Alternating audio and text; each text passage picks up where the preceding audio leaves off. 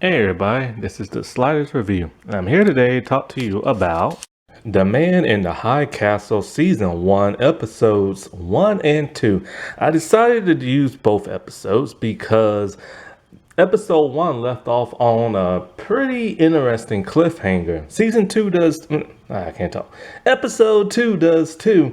But I figure, you'll get the full gist of what's really going on in these first two episodes. So this is a show I watched on Amazon Prime a few years ago, and it's really good. Well, the first three seasons are. Season 4, I don't know what the world they was thinking in season 4. It's like they introduced a bunch of new characters. A couple of other ones left or got killed off. One just completely disappeared without any trace. And the narrative, while still staying the same, kind of shifted. And it was just kind of odd how it shifted a little bit. Now then there's the actual ending, which still leaves a lot of people confused and baffled to this day. And one of the reasons why the fourth season probably wasn't that good is because I think it was filmed during the pandemic. And so it was just like an odd season. But seasons 1 and 3 are really good and stuff. Now, you can actually watch the first episode for free on Amazon Prime, but everything else you gotta pay for. And I'm not a huge Amazon Prime person, mainly because of the price, and also I can't really find nothing good to watch. However, this series is really good. Only problem with this series is that, okay, it's gonna trigger a lot of people, especially Jewish people. And that's because this show deals with an alternate reality if Germany won the war. Yeah, so it's one of those kind of things. So, because YouTube is so sensitive, I will refer to Nazi Germany as just the Knots. And so, yeah. And I hate the idea that the Knots are full center in this series, but like I said before, this is an alternate reality and there is a resistance fighting against them. And this actually taught me something really interesting. I had no idea that Japan was Germany ally in the war. Whenever you hear about World War II, you always hear the same thing. Just like Germans are the ones that everybody was fighting. I had no idea in real life that Japan was their ally. So I was like, dude, Japan, what were y'all thinking? And stuff. When it comes to Japan, you never really hear nothing from them. Ever. Not in politics, not in TV shows, not in movies, but you do in anime and music. And there are some really good Japanese anime and Japanese Sentai series. And also some really good Japanese singers and rock bands and stuff that I'm a fan of. And so but thank God they did not win the war, because I tell you this right here right now, when it comes to this series, yeah, the German people are mean and the American Knots are mean, because Germany now rules America, but also Japanese rule a part of it. Boy, the Japanese characters in this show scared the piss out of me. They're scarier than the German people are. And so in this new America, this is set around 1950, 60, something like that. It's based actually off a novel. In the novel, it has in the show, it deals with these tapes that show our world, the alternate reality, and other alternate reality, the multiverse. And it shows how Germany lost in those other worlds and stuff, and especially in ours. So it starts the revolution with the man in the high castle trying to take down the Knots and stuff like that in this fake reality world.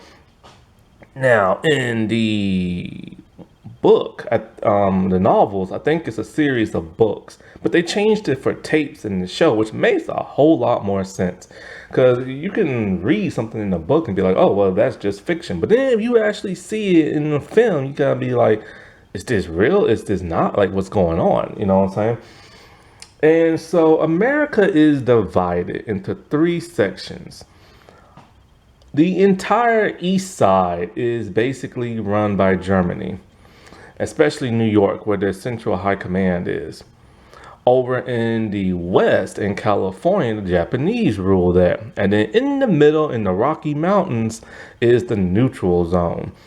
And so, like, I'm not gonna do the full season review, just the first two episodes. Maybe because I have to rewatch it, and there's like bits and pieces I remember, but it'll be a good while if I ever rewatch this series because I just don't do Amazon Prime. It is too expensive.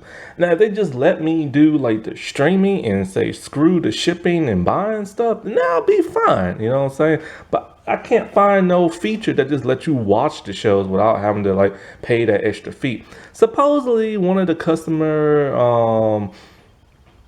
the agents, whatever they call them, supposedly you can do that. But I haven't found no button that says I can do that. So yeah. And so like this entire United States is ruled by the occupation of Germany and Japan. And it's scary. And it's scary how so many Americans have just like folded because they lost the war. You know what I'm saying?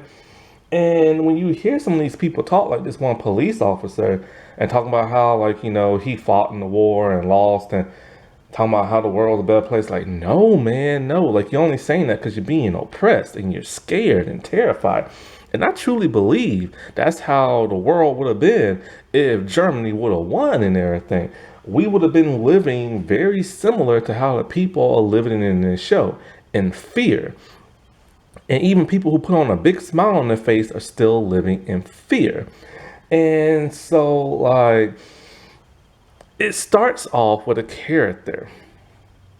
Oh, by the way, the intro, I don't know what the song is called or what the lyrics are, but it's very, like, hypnotizing and very, like, lovely and stuff.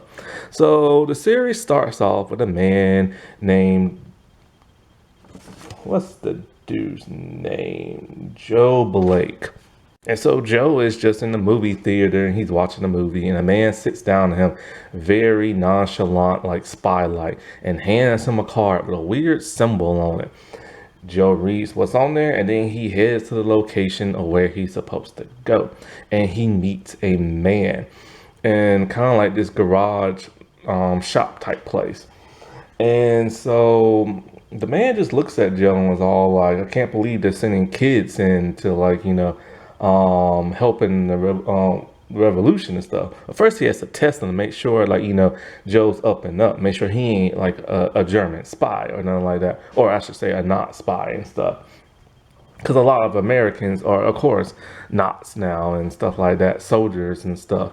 And so, like, he tells him that, you know, you're too young, you're in your 20s and stuff like that. And, you know, he wants like a real man to do this mission because, you know, young guys would probably crack if they're like tortured and stuff like that. So he has to test Joe out, and he passes with flying colors. But the man still doesn't want to send him on this mission because of his age and stuff. And so he tells him he has a shipment for him to go over to the neutral zone, and he has to deliver something. But Joe has no idea what he is supposed to deliver because he won't tell him. But he has a bunch of boxes of coffee makers and stuff. And so he hands Joe a gun and be like, hey, you know how to use this? Because in this world, people are not allowed to have guns except for soldiers and police officers and stuff. And so, like, there are guns, but they're kind of like fake novelty guns and stuff. And so they give him, like, you know, cyanide pills and this and that, talking about if you get caught and all this other kind of stuff. And so, like, next thing you know, as he's about to load in his big truck and head out, here comes the not soldiers, and they shoot up the place. And so the dude, you know, he's like shooting back, and Joe ends up saving his life, proving that, hey man, you know, I'm on your side and everything. So he tells Joe just like take off, and Joe like finally leaves. And so Joe is on like a road trip heading to the Rocky Mountains. And there he ends up getting like a flat tire. And then a cop helps him out, and the cops wants to see his papers and everything and make sure he is who he says he is and not Jewish and stuff. Because still in this world, the Jewish people are still being oppressed very badly. Now, I would assume the black people are too, but you really don't see black people in this show. There's one black dude. But then, like in the fourth season, they have a lot more black characters, and it's like, oh, they're being oppressed as well. 'Cause I kind of figured they would, you know. And so, like, the cop, he's actually Captain Mitchell from Power Rangers Lightspeed Rescue. I ain't seen this dude in a while since I saw him in Modern Family. And, like, yeah, he's just an American dude who, a police officer, and has been brainwashed by Germany and stuff. And so he wants to check the dude's paper to make sure he is who he says he is. And so Joe looks up in the sky and there's something falling down. Now, it's not winter or nothing like that. And it's ash. And the ash is coming from the hospital because they incinerate a lot of the bodies and stuff. Ugh. And so the cop lets him on his way, and then he keeps heading on, like, to Rocky Mountains. And he knows he's carrying something, but he don't know what and stuff. And so, like, at some point, he looks in, because, like, there's a bunch of, like, checkpoints and other people, like, cars on fire and stuff. So he checks one of the boxes, and he can't see nothing. So he gets suspicious, and he goes underneath the car. And he sees a screw that's kind of been, like, taped over. So he unhinges, like, a hidden compartment, and there he finds a tape, one of those old-fashioned tapes on, like, on a real tape. And so, like, he gets very suspicious. Now, it is kind of odd as to why he would look for the cargo he's supposed to, like, carry, because it's supposed to be sensitive. Even he's not supposed to know what it is, and he's supposed to give it to a contact. So that's kind of odd in my opinion. So then we get on over to that of San Francisco, and we see Juliana Crane, and she is taking an Aikido class. And she's the only female there, and I think she's probably like the only white person in the class because everybody else is Japanese. There might be another American, white dude in there, but I'm not really sure because they don't really focus on, like, the class. And she's really good. She's taking down men twice her size. And she's praised by a lot of people there, especially the instructor. Well, there's this one dude who has a crush on her, and she's all like, well, I have a boyfriend. And he's all like, let me just give you some, let's go out and get some tea. And she's all like, maybe tomorrow I have to go, like, get back to my mom and stuff like that. And so when she goes to her home, it's really interesting because, well, I think before she goes home, she goes in to, like, a shop to buy something, and her sister Judy comes in. Now, Judy is played by Wonder Girl actress from the Titan show, and she's very frantic and everything. And, talking about how, like, she's been away and traveling and doing something really important, but her sister has no idea what she's talking about. And talking about how, like, tell mom I said, like, goodbye, and meaning that she might not come back from wherever she's going. And so Juliana goes home, and when she goes home, like, her mom is there and her stepfather, and they're watching TV, and they're watching some game show where this Knox dude is on there. And, like, the mother reveals how, like,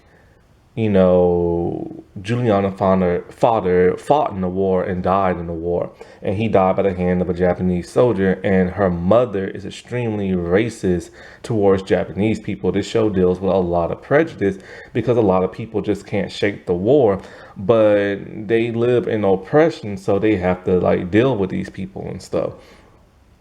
And, like, we see just how much her mom just, like, hates them, using a word I will not use because I don't use slurs and stuff. And so, like, she doesn't like the idea that Juliana always associates with Japanese people and take, like, their martial art classes and stuff like that. And so at some point, Juliana goes to, like, a bar. And there she meets her boyfriend, Frank. Her and Frank get along very well, and they really love each other. And they're talking about the future and kids and stuff. And this topic becomes a little bit disturbing for them because she really doesn't, I think, want to have kids. And he says, is it because he's Jewish? Now he has to hide the fact that he's Jewish. If anybody was to find out, the Japanese will turn him over to like the East and stuff like that, because they're still like executing like people who are Jewish and stuff. And so he has to hide, and it's sad to hide like who you are and your religion and your race and stuff. And sadly, that's what people had to do, you know what I'm saying, back then and stuff. And so like she's all like she just doesn't want to bring like a kid in this world who's half Jewish because of how the world is and stuff. Man, I'm so glad this is a fake television show and never happened in real life. I couldn't imagine where I'll be at because I'm black. And so like then their friend Ed comes in, and Ed's like, you know, like both of their best friends, and he loves them dearly and stuff.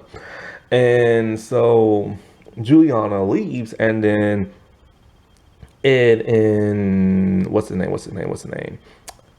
Frank, you know, they start talking about what they see on TV. Now, Frank is an artist and he's a welder and stuff. And Ed's a welder as well. And they build like novelty, like fake guns and stuff like that. And so they're watching something on Hitler because Hitler is still alive in this reality. He's an old man now. And Ed realizes that he has his hand in his pocket. And this is believed that he might have had Parkinson's and stuff. I don't know much about that dude other than he's evil. And he went to art class and he had that stupid mustache. And that's about it. Evil, evil, evil, evil, evil, evil. And so like Juliana, like the most like, it's not even a natural occurrence. She's just walking in the streets. And then here comes Trudy. And Trudy is very scared and very worried and gives Juliana her bag. And it's all like, you know, take this and like I have to leave and tell mother I said goodbye. Judy has gotten herself tangled in something like dangerous. And so she takes off running around the corner. And then Juliana can see like a bunch of Japanese soldiers like get out like a Jeep and then chase down Trudy. And then she hears gunfire. And as she's spying, she sees that her sister is dead. And it's like, oh my God, like why is she dead? It's because of what's in the bag. And so the inspector, I forget his name. I forget the inspector's name, but he is scary. And so like, I'll look in a couple of minutes. And so like, he's inspecting Trudy's body and he sees she doesn't have the tape. That's what he's looking for. So Juliana, she goes to Frank's place and she examines the bag and realizes there's a tape in there. So she plays it and she is overwhelmed by what she sees. She literally sees America winning the war, holding up the American flag, because the American flag here looks completely different. It has the Nazi symbol on there. And so like, I remember when they was doing advertising for this show, they literally had the Statue of Liberty doing the like not salute, and that pissed a lot of people off because they put it on a bench in the subway station. And that's what got people talking about this show, I remember. And so can't believe what she's seen, like the president of the United States and like, you know, people holding up the flag and just living happy and free. Well, white people, that is. Well, it's 1950s, you know. And so Frank comes home and she's all like, you have to watch this.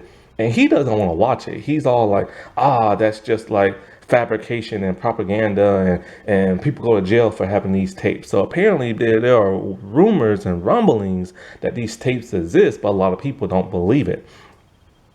And so she's all like, this could have been us and everything. And we wouldn't have to live like this. And he's all like, no, just keep your head down and everything will be all right. So he's very cowardly and stuff. He just wants to live to see the next day. And so, like, this really inspires her. And she knows that there's like a location where she's supposed to get these tapes. Well, Trudy was supposed to get them too.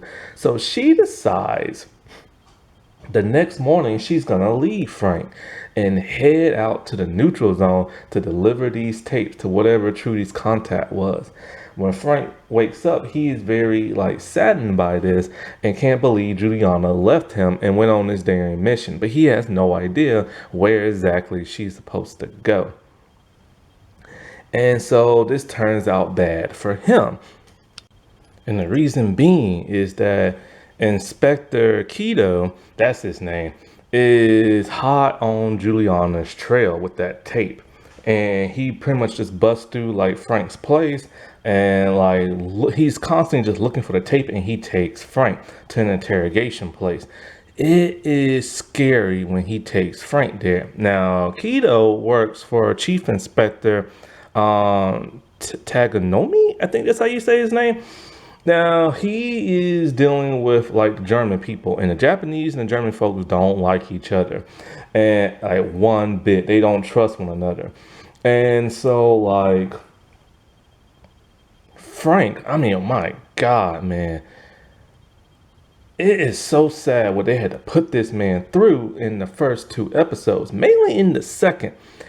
They have to strip search him and everything. They like chain him up. I think they even like, I don't know, they dump cold water on him or not, but they pretty much just torture the crap out of him. And they beat him mercifully and stuff, where he has all these bruises and stuff on him. And when they strip search him, they realize he's not circumcised and that he's Jewish. And this is terrible because they hand Jewish people over to that of like, you know, the East. And so like they tell him plain and simple, they just want the tapes and everything. And they won't hand him over to the German people and stuff. And he tells them plain and simple, he doesn't have the tapes. And they want to know where Juliana is, because they realize if Trudy originally had the tape, then she must have gave them to her sister. And because the parents don't have them. And he tells them plain and simple, you know, he don't know where Juliana is because he doesn't and stuff. And so, like, I think she might have left him a note, but I can't remember. And so, of course, they don't believe him and they torture him and beat him. Well, while he's in captive, there's another prisoner in the cell next to his, and they can see each other through like a little peephole in the brick. And at first you think this man is like trying to get Frank to rat out Juliana. He's all like, you know, just tell them where she is and they'll let you go, man, and stuff like that, because we're the same and everything. We're both Jewish. Well, Frank still won't give it the location because he just doesn't know. And so the man was testing him out, and the man is telling him, you know, he's part of what Juliana has gotten herself involved in. He's part of the revolution and stuff. He's all like, he believes in a better future, and he believes what he sees on the tapes. Frank doesn't believe it. Frank's all like, look, man, I just keep my head down and like, you know, and I mind my own business and nothing's ever going to change the world. And he's all like, but it will one day. And he's all like, if we just fight for like a better future, because fighting for freedom is like, you know, all that man has to believe in and stuff, because he saw those tapes and saw how people living in a better life and like the other America in that alternate world, and he doesn't want to live in the world that he's in and stuff. So the other prisoner dude's constantly getting beat because the soldiers can like overhear him and stuff. And then they finally get to the point where they just take him away. And he tells Frank, you know, whatever you do, like, don't give up, and don't give up Juliana's like location. Well, the soldiers are going to tempt Frank. They kidnap his sister and her two kids, a little boy and a girl. And they show a picture that, you know, we have like your family. Just give us like Juliana's location and everything, and we'll let you go. Frank is just like crying and stuff. He literally doesn't know, and his like family's about to be gassed and everything. Well, what is Juliana up to, you might be wondering? Well, Well, she's at the bus station looking to go to the neutral zone in that of the Rocky Mountains when she bumps into that of a Japanese soldier or officer. And so she's spooked, but then she's rescued by Trudy's contact. He recognized the bag. But then he has no idea what Trudy is supposed to look like. But then she informs him, Trudy died. So he wants to come continue the mission and take the film all the way to the Rocky Mountains. But she's very adamant that she wants to do it to fulfill like her sister's like mission because she feels like she owes it to her sister. And but for some reason she's just very determined to do it on her own, even though she knows nothing about spy or espionage and stuff. She's on the bus and she's heading to the Rocky Mountains. And so she talks to this older lady there. And, the older lady is about as racist as you can get. And so Juliana ends up falling asleep on the bus. And when she wakes up, her bag is gone. Her luggage and stuff. The old lady took her bag. And Juliana, is trying to stop the woman, but can't. And so it's like, oh crap, dude, the tape was in there. Well, Juliana's smart and she hid the tape on her and stuff. So the lady got away with absolutely nothing. So Juliana heads towards the Rocky Mountains. And so when she's there, she goes to all the she has like the contact information, like who she's looking for, because she don't really know what the person looks like. She's just looking for a certain person. And so she heads to this diner and a black guy owns it, and she can't pay for like her coffee or whatever she orders. And then so he basically tells her, you can't pay, this is going to be a problem and stuff. He's mean. And so Joe shows up and pays for her coffee and stuff. So those two start to like talk and bond, but not bond, just friendly bond. But he likes her, but of course she has Frank. Now the Japanese and like the German folks, they do not get along very well.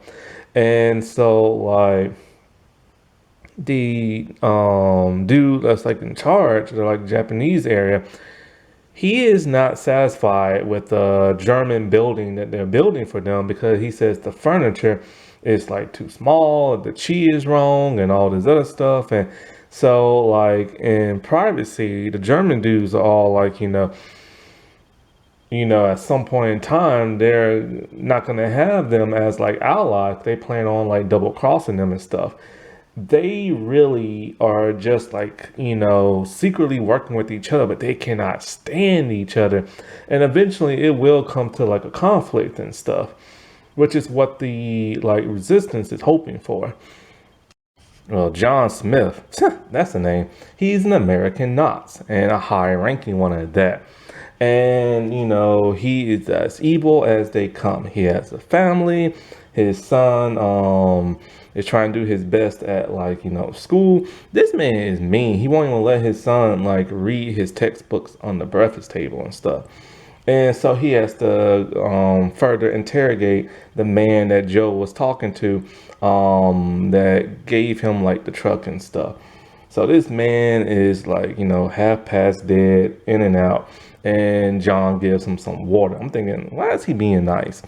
And, he wants to know what was in like the truck. And he's all like, just coffee maker machine. And of course, he don't believe that. So he lets the guards finish interrogating by beating the crap out of this dude. Well, when he heads back, the man has now died he was just like hanging from like his wrist, and he just died from all the beatings. And he tells the soldier, this man has died on your watch, and you didn't get like no information from him. And he tells him to further beaten him to like put more bruises on him to make like their superiors be like, hey, look, this man died from like a beating or something like that. And instead of just dying from like lack of water and food and crap like that. At some point when he is driving, he is attacked, ambushed by a bunch of people. It's a shootout, but he survives and everything. And he tells his soldiers he plans on finding out who ambushed him and stuff. And so back with Frank, he's just like, my God, man, what they did to Frank, I can't believe it. So anyways, they tell him plain and simple, look, man, just give us the location and your family don't gotta die and you don't have to die. And he tells them just kill him instead, leave his family alone. Well, they ain't gonna do that. So they take him out to a firing squad with that dude who was in the cell next to him. They kill the dude in the cell and they're getting ready to kill Frank. They put like, the hood over his head, and as Frank, well, at this point, Ed was looking for Frank and couldn't find him at his place. So Ed heads to like the interrogation place. Ed's brave, man. He's brave. And so like seconds away as Frank is about to be murdered, they stop. I'm like, why did they stop? And then we see Ed. I'm like, Ed couldn't have bailed him out or nothing like that. No, what it is that the soldiers found the old lady with Juliana's bag, and they found the tape reel in there, but Juliana swapped out the tapes and stuff. So she kept the real tape on her and put like a fake one on. Well, at least one. Well, she kept one tape, but then they have like the other tapes and stuff because there was several tapes. Or was there more than one? I don't know. All I know is this: she has the real one, and she has a bunch of other ones in the bag, and that's what the old lady got. And they realized the old lady is actually a smuggler, and so they realized Juliana Crane had nothing to do with the tapes. So they released Frank, and Frank's all like, "Where's my family?" Boy, the look on Inspector Keto's face is stone cold. And he's all like, we didn't get the information in time. And just like, you're free to leave. Didn't even say sorry for murdering this dude's family. They gassed the little boy, girl, and his sister. Frank is pissed. Pissed. And they're all like, we ain't gonna tell, like, like the East that you're Jewish and everything. It's best you just head home. I mean, this was cold-hearted and heartbreaking. They just planned on gassing those people anyways and stuff. And, this lights a fuse in Frank to the point where he is now going to take the advice of the man in the cell next to him and join the revolution. He is bent on taking down the Japanese soldiers and stuff. And he joins the freedom fight. And in the next episodes, I'll let you know now because it'll be a while since I talk about it. He joins the freedom fighters who takes down like the East and stuff. Like he has nothing to live for other than the drive of taking them down. And like, well, as like, Juliana and Joe are bonding, Joe takes a phone call. And guess who's on the other line? John Smith, the American Knots. Joe is a double agent and everything. He's a mole trying to infiltrate, like, get his hands on like the cargo and the tapes and all this other crap. And so he tells like, John that they're looking for a woman who's headed to the Rocky Mountains from San Francisco. And and he doesn't tell Joe like, what the cargo is. And he's all like, is it another tape? And he's all like, Joe, you ain't supposed to look at the merchandise and everything in the cargo. But he doesn't like the idea that Joe, wants to know more than what he is told and stuff. Now, Joe turns out to be a very interesting character as the series progresses and stuff. And so he realizes that that woman must be Juliana and stuff. And so he sees Juliana go over to like, a bookshop. And she's in there and she asks the book, shop seller, do you have the Bible, the Old Testament? James King and everything. He's all like, what makes you think I got that? Those type of Bibles are not allowed in this new world order and stuff. And so he has one in the hidden compartment and he sells it to her.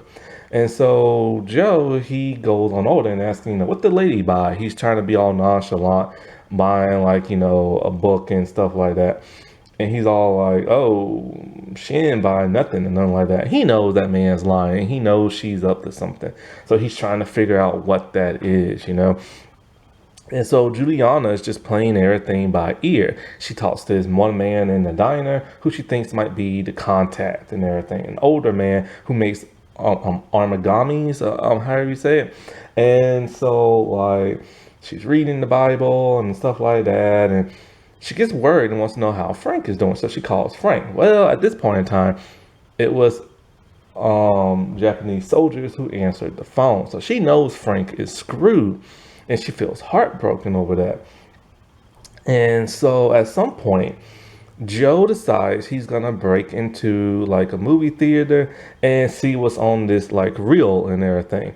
And he sees the alternate Earth, our Earth and everything, where we won the war. And so it makes you wonder, is he having a change of heart? Like, what's going on? You know what I'm saying? And so she tells him, like, when you head back into town, can you head to San Francisco and give this letter to my mom? Well, being the sneaky person he is, he reads her letter, and it's a letter to her mom talking about how she's following Trudy's footsteps with these tapes and this and that, and stuff like that, and want like a better world. So it makes you wonder whose side is Joe really on, because he's really starting to like her, but he is supposed to take her down and stuff. And so he tells John Smith that, she contacted a man in a restaurant, and he's all like, we looked into this man. She thinks it's her contact, who's supposed to get the tapes to. No, it's a rogue Knox agent who's off the books and stuff. And he tells Joe, you stay away from that man because he's very dangerous, and he gets the job done. And so Joe knows that Juliana's life is in danger. So she meets this man on like the bridge, and like the water on the water's flowing and everything, right? And so she thinks this man is her contact. So he's all like, just give me the tapes. And then it turns out he double crossed her because he is a Knox agent. So they struggle and everything and they fight. And then in comes Joe with a gun and stuff. And so Juliana uses her keto skills and throws the man off the bridge and stuff, the waterfall, and he just plummets to his death. And so Joe is like, he puts his gun down, letting her know, hey, yo, look, man, I'm on your side and everything, and blah, blah, blah, blah, blah. And she takes the tape, and it ends. And of course, Joe is still that double agent, and he knows who Juliana is, but she has no idea who he really is. And I was like, man, that's like riveting and everything. And so it's a very, very fascinating series. Juliana, she goes through like the ringer in this series and everything, and things that she was just an ordinary person, like nothing was special about her. And now she's this like spy espionage person who's looking for the man in the high castle and her real contact and everything. And so she can deliver the tapes to. And Joe, boy, trust me, when you watch this series, you will not believe how far his character goes and stuff.